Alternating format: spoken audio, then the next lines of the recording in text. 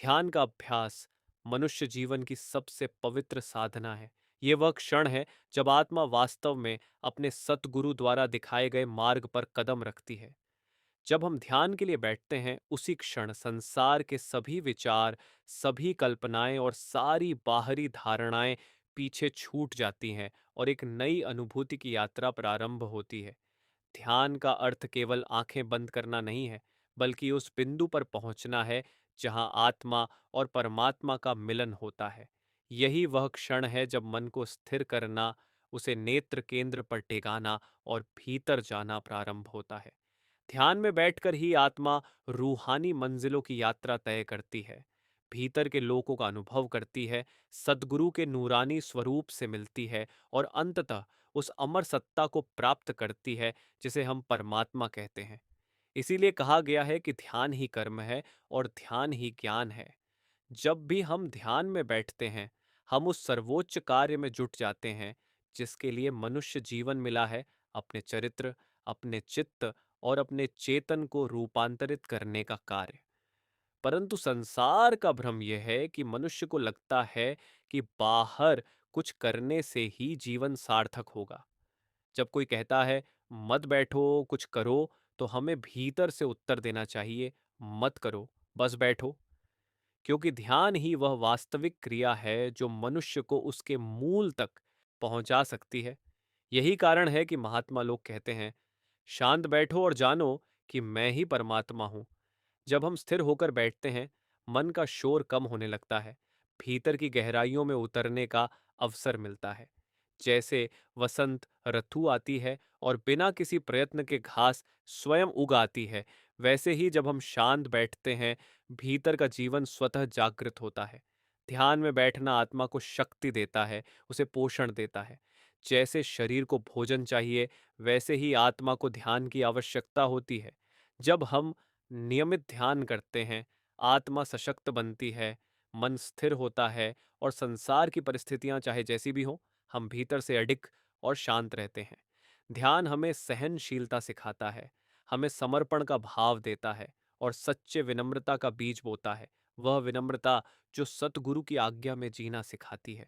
जब ध्यान में मन स्थिर हो जाता है, तो कोई भी बाहरी घटना, कोई भी क्लेश, कोई भी सुख दुख हमें विचलित नहीं कर सकता।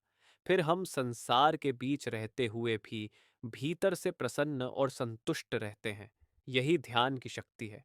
इसलिए ध्यान से बढ़कर कोई दूसरा कार्य नहीं हो सकता। हमारे दिन का सबसे महत्वपूर्ण समय वही है जब हम अपने सतगुरु के आदेशानुसार ध्यान में बैठते हैं। यह वह क्षण है जब आत्मा को उसका वास्तविक घर याद आता है। ध्यान करने से हम शब्द की धारा से जुड़ते हैं, उस शक्ति से जो हमें जीवन देती है। ध्यान से ही भीतर की यात्रा प्रारंभ होती है और ध्यान से ही मंजिल मिलती है। अब प्रश्न उठता है कि ध्यान की तैयारी कैसे की जाए। ध्यान की तैयारी के लिए कोई एक निश्चित तरीका नहीं है, पर कुछ बातें हैं जो हमारी साधना को सरल बना सकती हैं। दिन भर के कामों के बीच हम जितना संभव हो सके सिमरन करते रहें, ताकि जब हम ध्यान में बैठें तो मन पहले से ही रूहानी वातावरण में ढला हुआ हो। यदि दिन भर हमारा मन सतगुरु और उनके वचनों में लगा रहता है, तो जब हम नेत्र केंद्र पर ध्यान लगाते हैं, ध्यान स्वाभाविक रूप से भीतर टिकने लगता है। सतगुरु समझाते हैं कि ध्यान में सफलता का आधार मन की पवित्रता है। यदि मन क्रोध, काम, तनाव या लालच में उलझा रहता है, तो जब हम ध्यान में बैठते हैं, वही भावनाएं पहले सामने आती हैं और ध्यान में रुकावट डालती हैं। इसलिए यह आवश्यक है कि दिन भर हम ऐसी परिस्थितियों से स्वयं को दूर रखें जो मन को अस्थिर करें। यदि कभी ऐसे विचार या स्थितियां सामने आए, तो हमें याद रखना चाहिए कि हमारी साधना पर उनका सीधा प्रभाव पड़ेगा। इस बात को याद रखते हुए यदि हम इनसे बचने का प्रयत्न करें, तो ध्यान में एकाग्रता सहज ही बढ़ेगी। कुछ लोग बिस्तर से उठते ही ध्यान में बैठ जाते हैं। नींद और जागृति के बीच की उस अवस्था में मन अपेक्षाकृत शांत होता है, इसलिए ध्यान टिकाने में सहूलियत होती है। परंतु यह भी ध्यान रखना चाहिए कि उस स्थिति में ध्यान का केंद्र गले के नीचे न गिर जाए और हम फिर से नींद में न चले जाएं। इसे रोकने के लिए कुछ लोग उठते ही थोड़ी कसरत करते हैं या ठंडे पानी से मुंह धोते हैं ताकि शरीर और मन दोनों जागृत हो जाए। कुछ लोग चाय या कॉफी लेकर ध्यान में बैठते हैं। ये सब इस बात पर निर्भर करता है कि किस तरीके से हम अपने शरीर और मन को सतर्क रख सकते हैं ताकि ध्यान के समय नींद न आए और मन सजग रहे। ध्यान के लिए मन को तैयार करने के लिए कुछ लोग कोई प्रेरणादायक पुस्तक पढ़ते हैं या थोड़ी देर प्रार्थना करते हैं। जैसे जैसे हम ध्यान में बैठते हैं, मन को शांत होने में समय लगता है। सिमरन वो औषधि है जो मन को स्थिर करती है। सतगुरु ने जो वचन सिमरन के रूप में हमें दिए हैं, वे केवल शब्द नहीं हैं। वे उस प्रेम और भक्ति की कुंजी हैं जो भीतर के द्वार खोलती है। इसलिए ध्यान शुरू करने से पहले उन्हीं शब्दों का सुमिरन करना सबसे श्रेष्ठ तैयारी है। ध्यान के लिए तैयारी केवल सुबह बैठने से पहले ही नहीं, बल्कि रात से शुरू होती है। यदि हम रात को हल्का भोजन करें, समय पर सो जाए और सोते समय सिमरन करते हुए नींद में जाए, तो सुबह ध्यान में लगना बहुत आसान हो जाता है। मन पहले से ही सिमरन की लय में होता है और ध्यान टिकाने में कम समय लगता है। सतगुरु हमेशा कहते हैं कि ध्यान को कोई रीति या रस्म न बना लें। ध्यान को बस आदत की तरह न करें कि हर दिन बैठना है, इसलिए बैठ गए। ध्यान के समय यह याद रखना चाहिए कि हम क्यों ध्यान कर रहे हैं और हमारा लक्ष्य क्या है। ध्यान के लिए समय भी बहुत मायने रखता है। ध्यान के लिए कोई निश्चित समय नहीं है। हर समय ध्यान के लिए अच्छा समय है। यदि हम ये सोचें कि सभी परिस्थितियां ठीक हों तभी बैठेंगे, तो शायद कभी ध्यान शुरू ही ना हो पाए। जो समय हमें सबसे उपयुक्त लगे, वही ध्यान का श्रेष्ठ समय है। कुछ लोगों के लिए शाम का समय उपयुक्त होता है, क्योंकि दिन भर के कार्य पूरे होने के बाद मन अपेक्षाकृत शांत होता है। कुछ के लिए सुबह का समय बेहतर होता है, क्योंकि उस समय वातावरण शुद्ध होता है, सब सोए होते हैं और बाहरी शोर नहीं होता। सुबह का समय इसलिए भी श्रेष्ठ माना गया है, क्योंकि उस समय मन ताज़ा होता है और जिम्मेदारियां शुरू नहीं हुई होती। इसी कारण सद्गुरु प्रातःकाल ध्यान के लिए विशेष प्रेरणा देते हैं। फिर भी यदि किसी को सुबह ध्यान में कठिनाई होती है, तो वह दिन में किसी भी समय ध्यान कर सकता है। मुख्य बात यह है कि हम नियमित रहें। यदि हम हर दिन एक ही समय पर ध्यान में बैठते हैं, तो धीरे धीरे हमारा शरीर और मन उस समय को ध्यान से जोड़ने लगते हैं। फिर उस समय आते ही भीतर एक शांति का वातावरण बनने लगता है। यदि हम सुबह ध्यान करते हैं, तो रात को सोने से पहले कुछ समय और सिमरन करें, और यदि रात को ध्यान करते हैं, तो सुबह कुछ समय बैठने की कोशिश करें। दिन की शुरुआत और अंत दोनों समय सतगुरु के सुमिरन में रहें, यही ध्यान का सार है। सद्गुरु कहते हैं कि यदि सुबह ध्यान के बाद हम फिर सो जाते हैं, तो ध्यान का प्रभाव कम हो जाता है। उदाहरण के लिए, यदि कोई व्यक्ति 3 बजे से 5 बजे तक ध्यान करता है और फिर 8 बजे तक सो जाता है, तो ध्यान का लाभ उस नींद में खो जाता है। ऐसे में बेहतर है कि हम 5 या 5:30 बजे उठकर ध्यान करें, ताकि ध्यान और दिनचर्या के बीच कोई अंतराल न रहे। ध्यान से जो वातावरण बनता है, वही हमारी दिनचर्या में बना रहे, परंतु इसमें कोई कठोर नियम नहीं है। कोई चाहे तो ध्यान के बाद विश्राम कर सकता है। यह प्रत्येक साधक को स्वयं देखना है कि उसके लिए क्या उपयुक्त है। ध्यान के लिए स्थान भी महत्वपूर्ण है। यदि हमारे पास कोई विशेष ध्यान स्थान नहीं है, तो भी कोई शांत और सुविधाजनक जगह चुन सकते हैं। यदि संभव हो तो रोज एक ही स्थान पर ध्यान करें। ऐसा करने से वह स्थान रूहानी वातावरण से भर जाता है, और जब हम वहां बैठते हैं, तो मन स्वयं ही शांति अनुभव करता है। यद्यपि यह अच्छा है कि ध्यान का स्थान शांत हो और हम अकेले हों, परंतु यदि परिस्थिति ऐसी न हो, तो दूसरों के सामने ध्यान करने में भी कोई हानि नहीं। बस ध्यान इस प्रकार करें कि कोई ध्यान न दे। जब ध्यान में बैठें, तो आसन ऐसा होना चाहिए जिसमें शरीर और मन दोनों सहज हों। रीढ़ की हड्डी सीधी रहे, गर्दन तनी ना हो और झुकी भी ना हो। थोड़ी थोड़ी सी भीतर की ओर हो, पर सिर आगे न झुके। आंखें बंद हों और ध्यान भौहों के बीच केंद्रित हो। शरीर को ढीला छोड़ दें, परंतु इतना नहीं कि नींद आ जाए। हाथ घुटनों पर रखे जा सकते हैं, ऊपर या नीचे की ओर। सबसे महत्वपूर्ण बात यह है कि शरीर बिल्कुल स्थिर रहे। ध्यान मन और शरीर दोनों की साधना है। यदि शरीर अस्थिर रहेगा तो मन भी स्थिर नहीं रह सकता। जैसे हिलते गिलास में रखा पानी कभी शांत नहीं होता। यदि हम शरीर को स्थिर रखते हैं तो मन भी धीरे धीरे स्थिर होने लगता है। यही कारण है कि ध्यान करते समय शरीर की कोई हलचल नहीं करनी चाहिए। यदि थोड़ा भी हिलेगा तो मन में तरंगें उठेंगी और एकाग्रता भंग होगी। सतगुरु ने इसे लहर प्रभाव कहा है। जैसे किसी गिलास को हिलाने से पानी में लहरें उठती हैं, वैसे ही शरीर के हिलने से मन में हलचल होती है। इसलिए यदि ध्यान के समय थोड़ी बेचैनी हो या शरीर हिलाना चाहे तो कुछ क्षण के लिए धैर्य रखें। धीरे धीरे मन और शरीर दोनों आज्ञाकारी हो जाएंगे। शुरुआत में शरीर और मन विरोध करेंगे, क्योंकि वे अब तक बाहरी दुनिया में स्वतंत्र रहे हैं। परंतु जब हम दृढ़ता से बैठते हैं तो एक समय आता है जब वे शांत हो जाते हैं और भीतर का ध्यान सहज रूप से टिकने लगता है। सतगुरु अक्सर उदाहरण देते हैं कि ध्यान के समय स्थिरता कितनी आवश्यक है। वे कहते हैं कि यदि हम गिलास उठाकर फिर मेज पर रख दें तो गिलास रुक जाता है, पर पानी कुछ देर तक हिलता रहता है। उसी प्रकार यदि हम शरीर को थोड़ा भी हिलाएं तो मन की लहरें उठती हैं और ध्यान की शांति टूट जाती है।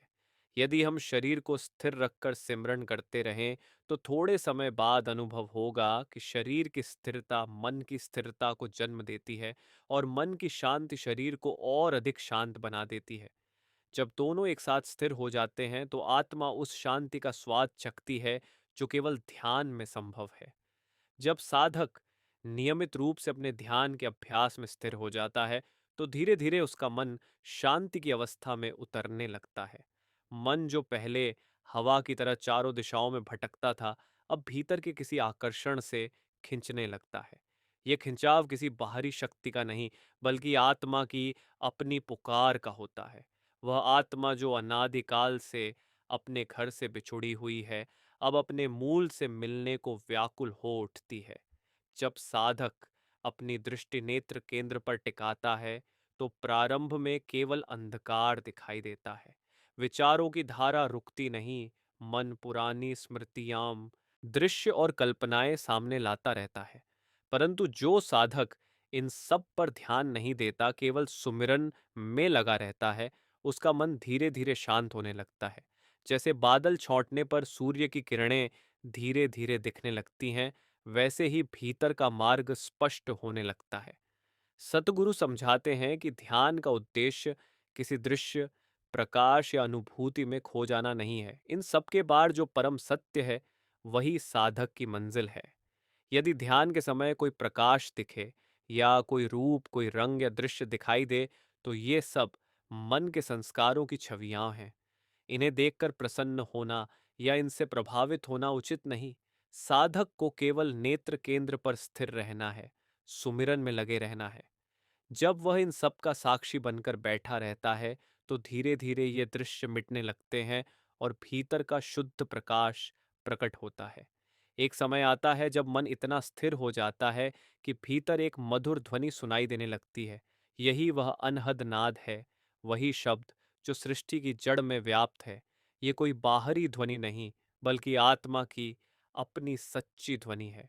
जब ध्यान इस शब्द पर टिक जाता है तो आत्मा ऊपर उठने लगती है। तुलसी साहिब, कबीर साहिब और अनेक संतों ने इसी शब्द का गुणगान किया है। उन्होंने कहा है कि यह शब्द आत्मा का सहारा है। जो इसे पकड़ लेता है वह जन्म मरण के चक्र से मुक्त हो जाता है। जिस प्रकार एक छोटा बच्चा अपनी माँ की उंगली पकड़कर सड़क पार करता है, वैसे ही आत्मा इस शब्द का सहारा लेकर संसार के मोह माया से पार हो जाती है। संसार एक भीड़ भाड़ वाले बाजार की तरह है, जहां हर प्राणी अपने स्वार्थ में उलझा हुआ है। मन भी इसी बाजार में घूमता रहता है। कभी किसी वस्तु से आकर्षित होता है, कभी किसी से घृणा करता है। ध्यान का अभ्यास इस मन को इस शोर से निकालकर भीतर की निस्तब्धता में ले जाता है। सद्गुरु कहते हैं कि जब तक दृष्टि बाहर है तब तक भीतर के सत्य का दर्शन नहीं हो सकता। नेत्र केंद्र ही वह द्वार है जहां से आत्मा की यात्रा प्रारंभ होती है। इसी को तीसरी आंख, तीसरा तिल या 10वां द्वार कहा गया है। यह कोई भौतिक आंख नहीं, बल्कि चेतना का केंद्र है। जब साधक का ध्यान वहां टिक जाता है, तब आत्मा उसी मार्ग से भीतर प्रवेश करती है। वही वह स्थान है जहां सद्गुरु की ज्योति पहली बार प्रकट होती है। जब साधक सुमिरन और शब्द साधना में अडिग रहता है, तब एक दिन यही प्रकाश उसकी राह दिखाता है। कई बार साधक जब पहली बार भीतर किसी प्रकाश या रूप का दर्शन करता है, तो उसे लगता है कि अब मंजिल मिल गई। परंतु सद्गुरु समझाते हैं कि यह तो केवल आरंभ है। जो कुछ भी दिखाई दे रहा है, वह सब मन के पर्दे हैं। असली शांति तब प्राप्त होती है जब आत्मा मन के पार पहुंच जाती है। इसीलिए संतों ने कहा है, जो देखा सो सपना हुआ, जो पाया सो हरि नाम। ध्यान के अभ्यास में सबसे बड़ी आवश्यकता धैर्य की है। मनुष्य चाहता है कि तुरंत परिणाम मिले, लेकिन आध्यात्मिक मार्ग पर ऐसा नहीं होता। जब साधक ध्यान में बैठता है, तो उसके भीतर संचित विकार ऊपर आने लगते हैं। वह उन्हें अनुभव करता है और कभी कभी अस्थिर भी हो जाता है। पर यह सब मन की शुद्ध की प्रक्रिया है। जैसे गंदे वस्त्र को धोते समय पहले गंदा पानी निकलता है, फिर कपड़ा स्वच्छ होता है, वैसे ही ध्यान के आरंभ में मन की गंदगी ऊपर आती है। जो साधक धैर्य रखता है, वह अंततः निर्मल मन पाता है। कभी कभी ध्यान में नींद आने लगती है, शरीर भारी लगता है, या मन उथल पुथल मचाता है। वह अनेक बहाने बनाता है कि आज मन नहीं लग रहा, आज थकान है, आज समय नहीं है। परंतु जो साधक दृढ़ रहता है, जो हर परिस्थिति में बैठता है, वही आगे बढ़ता है। मन को जीतना युद्ध नहीं, प्रेम का कार्य है। कठोरता से नहीं, बल्कि प्रेम और समर्पण से मन झुकता है। सद्गुरु के प्रति प्रेम और भक्ति ही वह शक्ति है जिससे मन नम्र होता है। जब मन झुकता है, तब आत्मा उठती है। सद्गुरु ने कहा है कि प्रेम ही असली साधना है। बिना प्रेम के ध्यान केवल एक क्रिया है जिसमें रस नहीं। पर जब सद्गुरु के प्रति सच्चा प्रेम जागता है, तब सुमिरन अपने आप चलता है, ध्यान अपने आप गहरा होता जाता है। तब साधक को बैठने का भाव नहीं रहता, बल्कि भीतर से कोई शक्ति उसे बैठा देती है। यही वह अवस्था है जब साधक का सुमिरन सहज हो जाता है। जब ध्यान गहराई में पहुंचता है, तब आत्मा धीरे धीरे शरीर के बंधनों से मुक्त होने लगती है। उसे अपने शरीर का भार हल्का लगता है, और कभी कभी ऐसा अनुभव होता है जैसे वह ऊपर उठ रही हो। यह अवस्था अत्यंत मधुर होती है, परंतु साधक को यहाँ भी सावधान रहना चाहिए। किसी भी अनुभव को अपनी मंजिल न समझे। केवल नेत्र केंद्र पर ध्यान रखे और शब्द को सुनते रहे। जैसे कोई नाविक दिशा पर दृष्टि रखे तो नाव सुरक्षित किनारे पहुंचती है, वैसे ही ध्यान में दृष्टि स्थिर रखनी चाहिए। संत महात्मा कहते हैं कि भीतर जो कुछ दिखाई दे, उस पर विश्वास करने या बोलने की आवश्यकता नहीं। जो अनुभव भीतर मिलते हैं, वे केवल साधक और सतगुरु के बीच की बात है। यदि कोई उन्हें दूसरों से बांटने लगे, तो वह जैसे मिला हुआ रूहानी भोजन उगल देता है। ऐसे में वह भीतर की शक्ति खो देता है। इसीलिए कहा गया है कि ध्यान के अनुभवों को मन में ही पचाना चाहिए। जब साधक मौन रखता है, विनम्र रहता है, तब उसकी प्रगति लगातार होती है। ध्यान के अभ्यास में एक और बड़ा धोखा अपेक्षा का है। यदि साधक यह सोचकर बैठे कि आज कुछ दिखाई दे, आज कोई अनुभव हो, तो मन फिर सक्रिय हो जाता है। सच्ची भक्ति तब होती है जब हम केवल प्रयास करें और फल सद्गुरु पर छोड़ दें। जो अपने ध्यान को सच्चे समर्पण से करता है, उसके जीवन में परिवर्तन स्वतः आने लगता है। उसका स्वभाव कोमल हो जाता है, वाणी मधुर हो जाती है, और हृदय करुणा से भर जाता है। यही ध्यान का असली फल है। ध्यान केवल आंखें बंद करना नहीं, बल्कि मन को ईश्वर में डुबो देना है।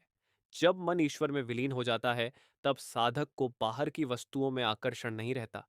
उसकी प्रसन्नता भीतर से आती है। वह हर परिस्थिति में संतोष अनुभव करता है, चाहे सफलता हो या असफलता, सुख हो या दुख। यही स्थिरता सच्ची साधना का प्रमाण है। जब ध्यान प्रगाढ़ हो जाता है, तो साधक के भीतर का संगीत और भी स्पष्ट सुनाई देने लगता है। ये वही संगीत है जिससे सारी सृष्टि चल रही है। संतों ने कहा है कि यह शब्द परमात्मा की वाणी है। जब आत्मा इस शब्द से जुड़ती है, तब वह अपने मूल स्थान की ओर उड़ जाती है। वहां कोई रंग नहीं, कोई आकृति नहीं, कोई शब्द भी नहीं, केवल शांति, केवल प्रेम। यही आत्मा की अंतिम मंजिल है। सद्गुरु कहते हैं कि इस मार्ग पर आत्मा अकेली नहीं चलती। सद्गुरु की शक्ति हर समय उसके साथ होती है। जब वह भीतर शब्द से जुड़ जाती है, तो सद्गुरु का तेजस्वी रूप स्वयं प्रकट होता है। वही उसे आगे की राह दिखाता है, वही उसे अपने सहारे से खींचता है। ये कोई कल्पना नहीं, बल्कि वास्तविक अनुभव है। जब आत्मा इस अवस्था तक पहुंचती है, तब उसे पता चलता है कि जो कुछ बाहर दिखता है, वह सब नश्वर है। वास्तविक सुख भीतर है, जहां ईश्वर स्वयं विद्यमान है। यही ज्ञान सच्ची मुक्ति है। अब साधक बाहर के आकर्षणों से मुक्त होकर स्थिर मन से सद्गुरु के चरणों में झुकता है। अंततः जब ध्यान पूर्णता की ओर बढ़ता है, तो आत्मा और सद्गुरु एक हो जाते हैं। वहां कोई भेद नहीं रहता, न साधक न साधना, केवल शुद्ध प्रेम। वही अवस्था संतों ने नाम में विलीन होना कहा है। वहां कोई शब्द नहीं, कोई चाह नहीं, केवल आनंद और शांति का सागर है।